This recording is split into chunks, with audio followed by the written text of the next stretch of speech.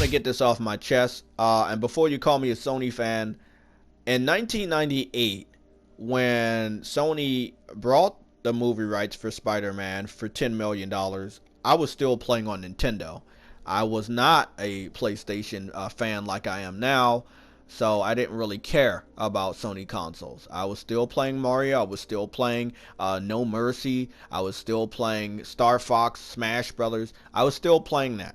And years after that, I was still a Nintendo fan. So I don't want to hear that, oh, you're saying this because you've always been a Sony fan. I was not always a Sony fan. You can see my videos on Dreams. You can see my videos on Little Big Planet. I'm always playing Mario or Nintendo inspired levels from my childhood.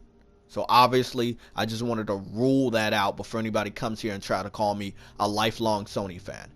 I am a lifelong comic book fan. I've loved comic books ever since I was little. I've watched all the cartoons. I read a lot of the comic books when I was younger. I loved seeing those movies made, even though some of them weren't good. You know, I was a comic book fan. I didn't care that Sony was stamped on the opening credits of the very first Spider-Man with Tobey Maguire. I didn't care.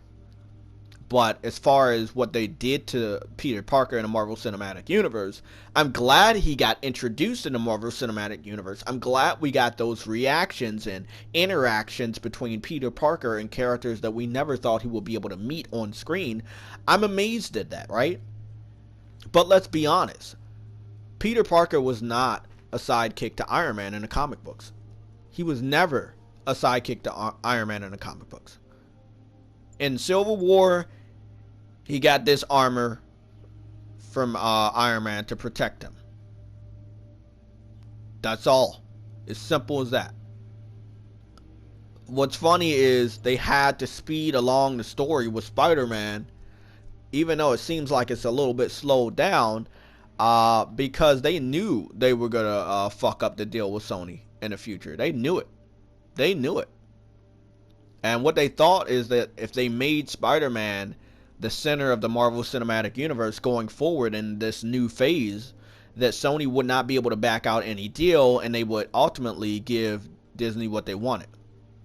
50% of everything, even though they don't own the rights to the character and never have. So remember, Sony has owned the rights to Spider-Man since 1998. They brought the rights for $10 million back then. Disney, Marvel has not held the rights to Spider-Man movies ever. Never.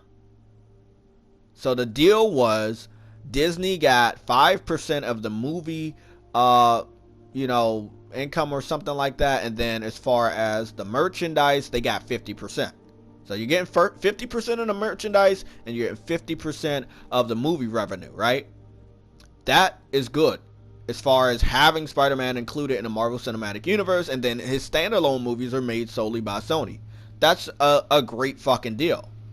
But you're telling me that it's all right for Disney to ask for 50% of the movie revenue of movies that Sony is still making, that, because they still have the rights. That's not right. Now, they could ask for 50% if Disney had fucking the rights to Spider-Man, or they can sit down and have a partnership where they have the rights for Spider-Man.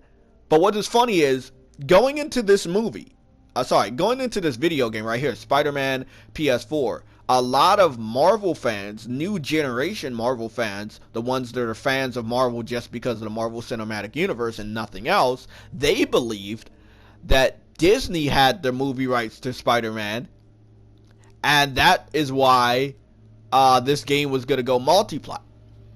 And now, again, they're being slapped in the fucking face by the truth, understanding that, no, Disney did not have the movie rights to Spider-Man.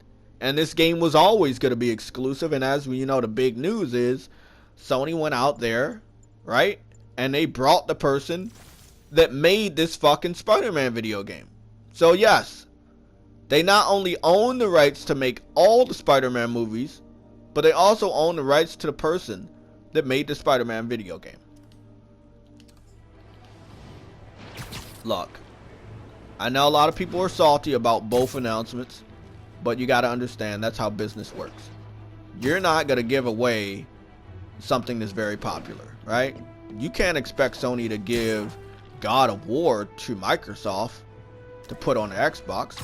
So why would Sony give up Spider-Man if they own the rights to him as far as movies are concerned? We are talking about movie rights, not character rights. Disney can do whatever the fuck they want with Spider-Man as far as, you know, comic books. But as far as the movies, go look at every Spider-Man movie. Sony. Columbia Pictures, which is also owned by Sony. That's what you're going to see. That's what you're going to see. You're always going to see it. And one of the best fucking Spider-Man games ever created. The highest selling, fastest selling Spider-Man game ever created. The highest selling superhero game ever created. Fastest selling superhero video game ever created. Most beautiful superhero game ever created.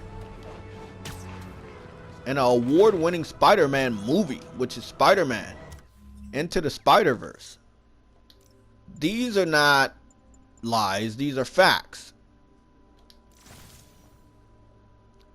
And this game right here has the most movie suits of any other Spider-Man game ever created. It's only missing the 2 suits from the Amazing Spider-Man, which I believe might end up in the last 3 slots if you have all the suits, and then 1 extra suit. I'm hoping it to be Venom, but it probably won't be, because that's probably a story left for, you know, another time. But yeah, long story short, you gotta give credit to Sony.